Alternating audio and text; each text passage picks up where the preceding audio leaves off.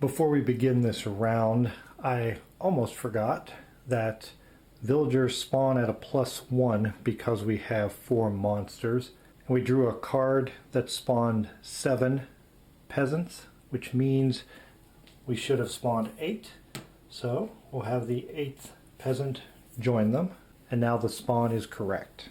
The first thing you do on a new day round is you would remove 2 experience tokens from each monster, and for every experience token that you cannot remove, you take 1 damage. Since our Revenant and Glystig do not have experience, they will each take 2 wounds. The Succubus does have 2, so she'll take those 2 off, and the Leshy has 4, so he will lose 2 and be down to 2 experience. And neither of them will have to take a wound. We'll concentrate our view here, since this is the only place we have any monsters and villagers currently. And we will start this round with the Glystig, who is here in this corridor just adjacent to these 2 hunters. She does not have any dice in reserve, so she will roll all 6. And this time we have the day die included. And it actually came up blank, which is good. We have a whole bunch of other symbols. We have 1 each of ranged, melee, retaliation, defense, and villager activation. Too bad she only has the 1 ranged attack at this time. We do have to remember that we will not gain experience here in the day turn, but I will have her use her 1 ranged die, and her piercing bolt will activate into an adjacent zone. There are only hunters here, so she'll target one of these demon hunters, take it out, and then into an adjacent zone where it's nothing but peasants, so one of these peasants will also be slain. We don't get experience, but village morale will drop down from 61 to 59 for the 2 deaths. We still have to activate a villager, and then we have some choices to make here. We'll go ahead and activate the villager first. Actually, no, we won't, because I don't want any peasants in that zone. So I will use one of my die, use the defense to move 1 zone. And when I move into that zone, I'm going to use my melee attack.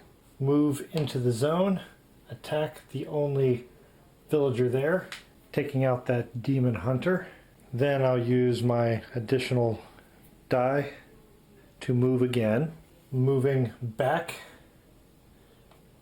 into the corridor so I'm not stuck in the graveyard and having burn inflicted on me.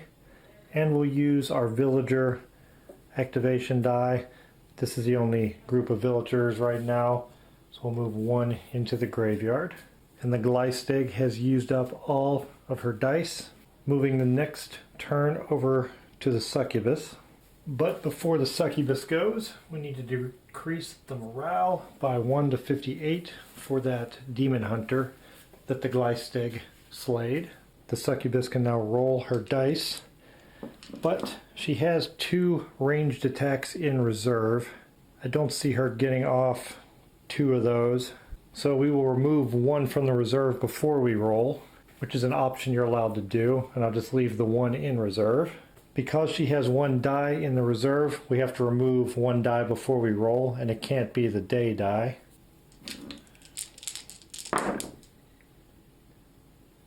And she gained 2 more ranged, a melee, and 2 villager activations. We'll go ahead and use both of her villager activations, causing 2 of the peasants to move into the graveyard. Then we'll use her melee attack die to move 1 from the castle heart into the corridor and spend all 3 of her ranged attacks to take out all 3 peasants. It doesn't give her any experience, but that's going to take us down 3 to 55, triggering our next village morale event, which means we will now spawn villagers on tier 2 instead of tier 3. But if we look way over here, this blue spawn point is now active. So when we spawn, we'll spawn from the yellow and the blue, drawing a card for each one. The succubus has used up all of her dice. We'll move over to the Leshy, who has nothing in his reserve, so he will roll all 6 dice. And we got 2 activations, a melee, defense, ranged, and magic. The Leshy's in no real position to go after any of these villagers that are way over here. So I think what I will do is move him into position. But before I do that, I'm going to booby trap the castle heart, because it is a large room, and that's one of the requirements for the chandelier trap. I'll spend his melee die to purchase the chandelier trap. There's the cost. It can go into a large room, and it affects all villager types. Here's the chandelier trap, the mini for it. It comes with this clear stand, and we'll place it here in the castle heart. That way if any villagers make it there, they'll have a little surprise waiting for them. We'll use his 2 villager activations. Get 2 peasants into the graveyard. Again, this is the only group out right now, so that's why I'm activating them exclusively. The Leshy does have a magic, a defense, and a ranged. I think I'll reserve that ranged attack. Replace it with a token. I'll go ahead and put that in the defense. It's unlikely that we will need it, but it doesn't hinder anything by placing it there. And I'll use his last die for movement. And we'll send him in the other direction for the villagers that will be spawning soon. And we'll put him into the corridor. And that'll be all his dice. Taking us to our monster for this round, the Revenant. The Revenant has 1 melee attack in reserve, so we have to take one of his dice away. And we have a ranged, 2 defense, and 2 villager activations. We'll spend the 2 villager activations and bring these 2 peasants into the graveyard. I'll have him launch his ranged attack into the adjoining zone, taking out 1 peasant, lowering the morale 1 more, down to 54. We'll use his defense to move into the graveyard, and his token to do a melee attack, and then 1 more to move back out. He used the 1 defensive symbol to move, the melee to take out one of the villagers, and then the other symbol to move back into the corridor, dropping the morale to 53, and I changed the dice. The next morale event happens at 35. That takes care of the monster phase. We'll now move into the villager phase, and we'll advance the event wheel by 4, triggering a new event. By going to 8, we passed by 6. The next event will occur at 10. Let's see if we're going to be dealing with the troll. Nope. The hunters arrive. Spawn 2 hunters in the closest corridor to the castle heart. There are 2 corridors closest to the castle heart, so we will roll a die. 1, 2, 3, 4, 5, 6. It's a 1, so the corridor to the west of the castle heart will spawn 2 hunters. And they will be of the... Oh, it's going to be more demon hunters. 2 more demon hunters, and this token went back in the bag once we started killing them off. So the corridor to the west will have 2 demon hunters appear all of a sudden, and that's bad news for the succubus. Next, we will start with the zones closest and work our way out. We have the corridor that has villagers in it right here. They will attack, and the villagers' attack priority is number 1, the nemesis. In this case, the succubus is the nemesis. Then the castle heart, then monsters in their zone, then monsters in adjacent zones. So unfortunately for the succubus, both of these hunters will attack her and not do 1, but they will do 2 damage apiece because they match the same monster type as her. So she's going to take 4 wounds, which is pretty rough because she only has 6 health, so she's 2 away from being killed. Then after they attack, they move. So they will move towards the castle heart. In this case, they're in the castle heart. Luckily for us, we got a trap there waiting for them. The next zone with villagers outward would be the graveyard.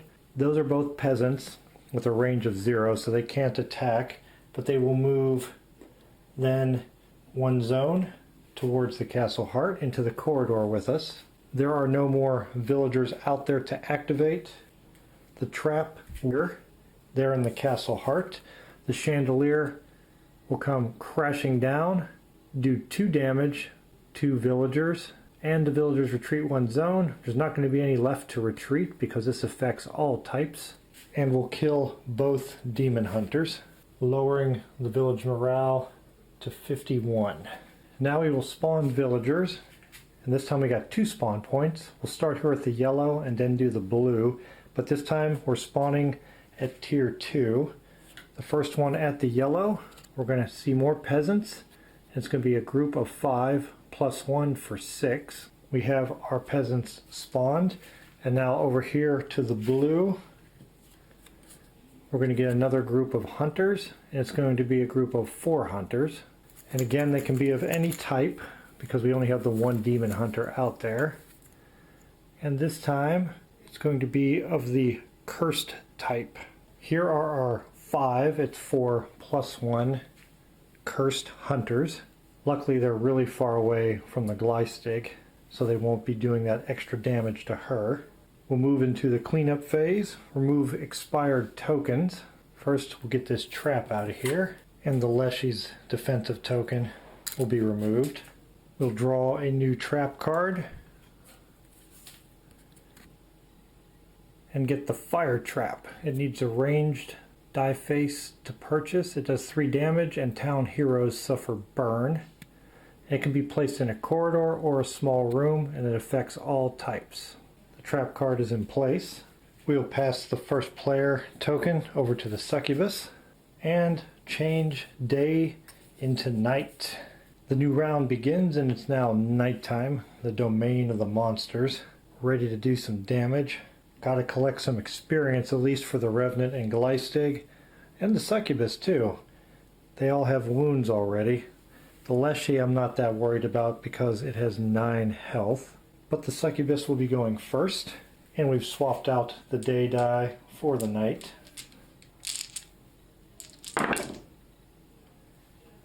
And we got 2 villager activations, magic twice, a defense, and a melee attack.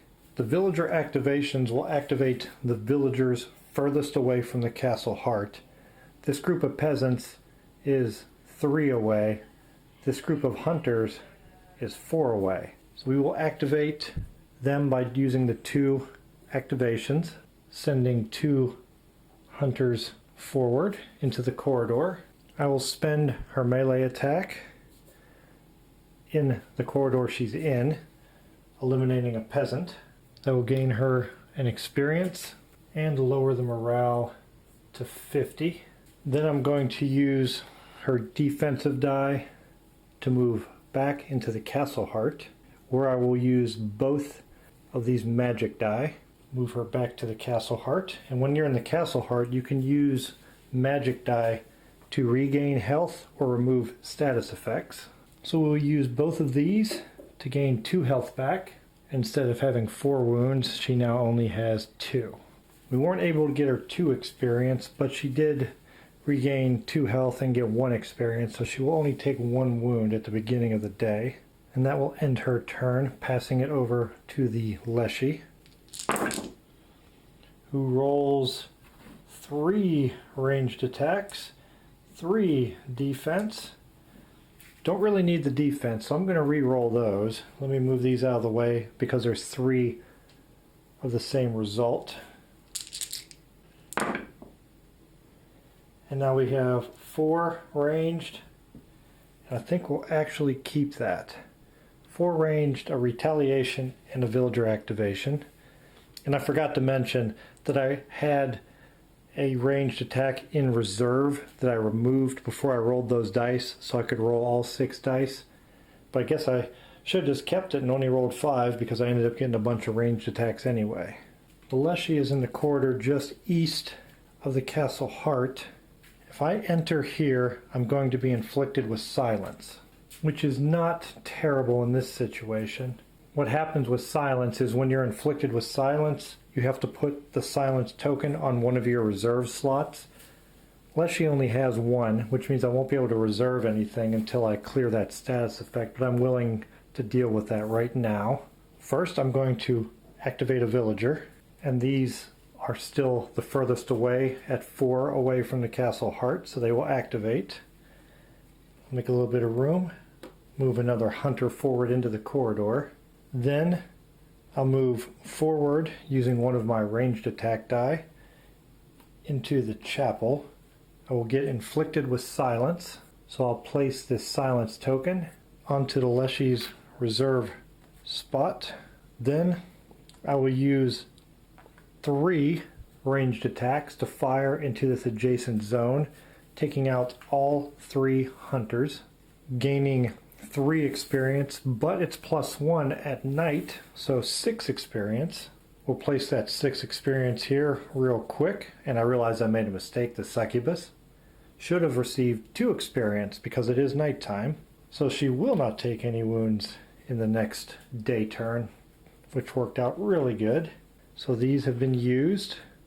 We have 8 experience. He only needs 6, so he's going to level up and leave 2 behind, which is great.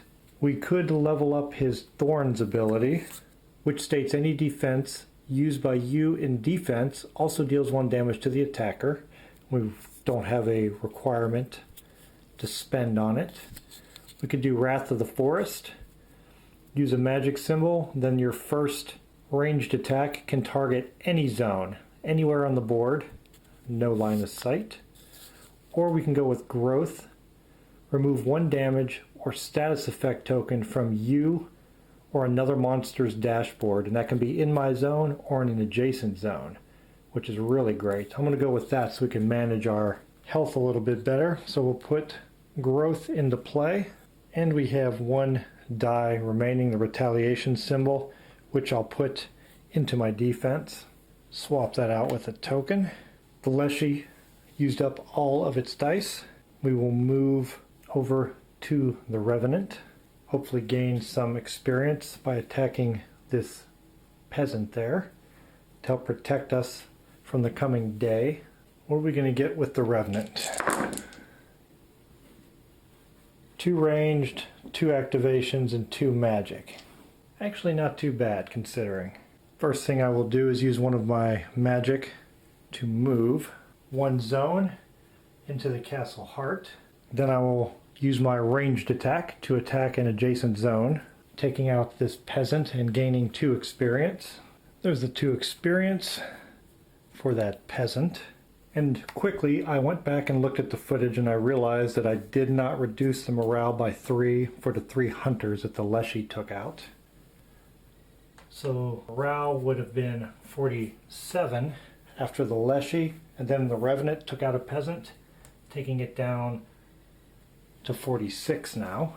The Revenant is standing in the castle heart, so I'll spend a magic to remove 1 wound. I'll reserve that ranged attack, and now we got to do our 2 villager activations. And the zone furthest away is still here, so both of these hunters will move into the corridor. That's it for the Revenant. Now we have the Gleistig.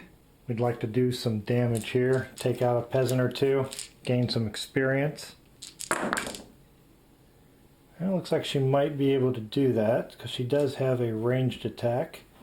We don't need 3 retaliations, so we'll re-roll those. And this one went off the tray, but it was a retaliation again. So now we have 2 activations, a ranged, melee, and a retaliate. First, we'll activate 2 villagers, and this works out to our advantage because the zone furthest away is now tied 1, 2, 3, 1, 2, 3.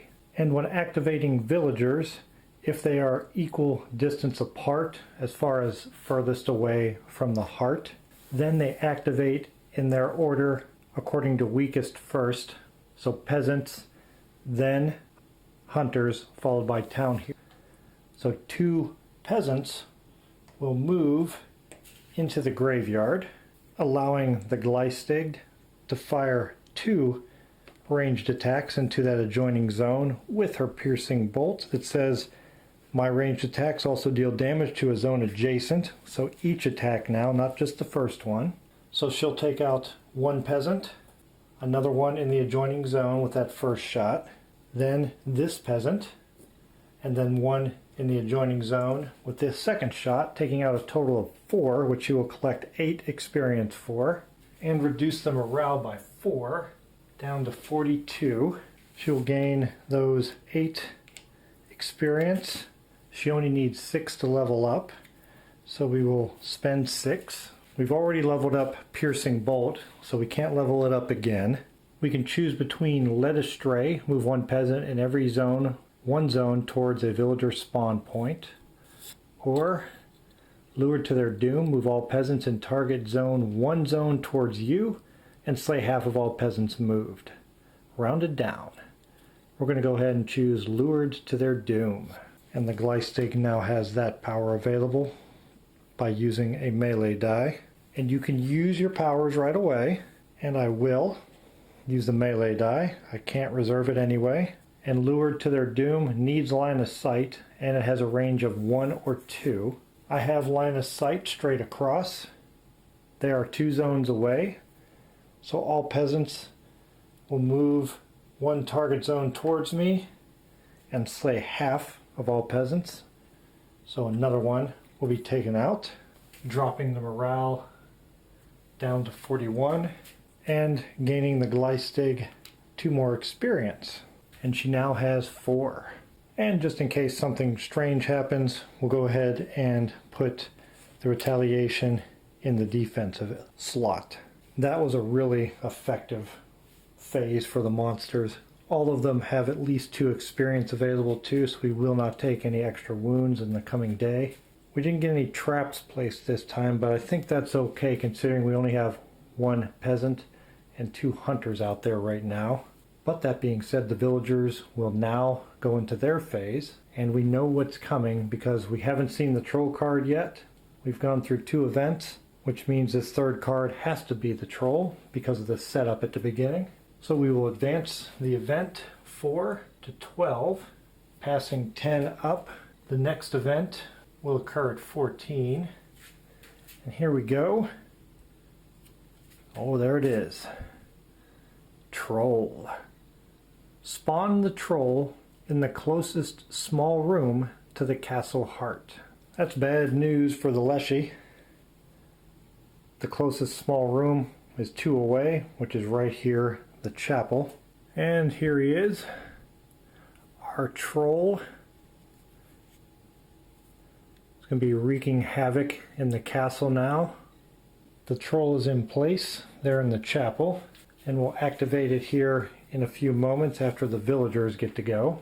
Now we'll start with the zones closest. That peasant is 2 away. The troll doesn't count because it doesn't activate until after all villagers have attacked and moved. So we'll start here with that peasant. It has no one to attack. We'll move into this corridor. Next we have our 2 hunters here who have the Leshy in range because they have a range of 0 to 1. They will both attack, do 1 damage apiece. The Leshy takes 2 damage, but here in the defense he has a retaliation, which means that it doesn't stop the damage, but it deals equal damage back to the attacker. There's only 1 there, so I can only attack 1 of them back. And that will take out 1 of the hunters, reducing morale down to 40, and gaining the Leshy 2 experience, taking it up to 4. Then the hunter will move into the chapel, and all villagers have attacked and moved, which means we will now activate the troll. When you activate the troll, you roll one of the custom dice. If it is a melee or ranged symbol, you do 3 damage to each monster in the zone, and the troll moves one zone towards the castle heart. If it's magic or villager activation, it does 3 damage to villagers in the zone, and moves one zone towards the closest zone containing a villager spawn point. And if we get defense or retaliation, all monsters and up to 5 villagers in the zone are stunned, and then we flip the coin. In this case, we'd roll a die. Heads, move one zone towards the castle heart. Tails, move one zone towards the closest zone containing a villager spawn point. Best case scenario here would be a magic symbol or a villager activation. Unfortunately, it is not that. That's a melee symbol, which means it's going to do 3 damage to each monster in the zone and move one step closer to the castle heart. The Leshy is in that room. Will take 3 wounds, and now has a total of 5 wounds. And then the troll will move one zone closer to the castle heart. We have no traps to trigger, so we will now spawn villagers, starting with the yellow. And again, we're still on tier 2. And we're going to get peasants, a total of 5 plus 1 for 6. We have our 6 peasants in place. And down here at the blue, we're going to get peasants again. Haven't drawn any heroes, and it's going to be another 5 plus 1 for 6. We have our 6 peasants there, 6 peasants there. We've gotten kind of lucky so far. We don't have any town heroes running around wreaking havoc on us. We'll go ahead and clean up any expired tokens. The Gleisteg had a retaliation symbol in her defensive slot. That's the only one. We'll draw a new trap card, and it's going to be the Mimic Chest. Small room, big room. It affects town heroes. 3 damage, and damaged town heroes are stunned. That Mimic Chest is also available now, along with the fire trap. We'll pass the first player coin over to the Leshy. We're no longer in the night. We're getting ready to begin the next round in daytime.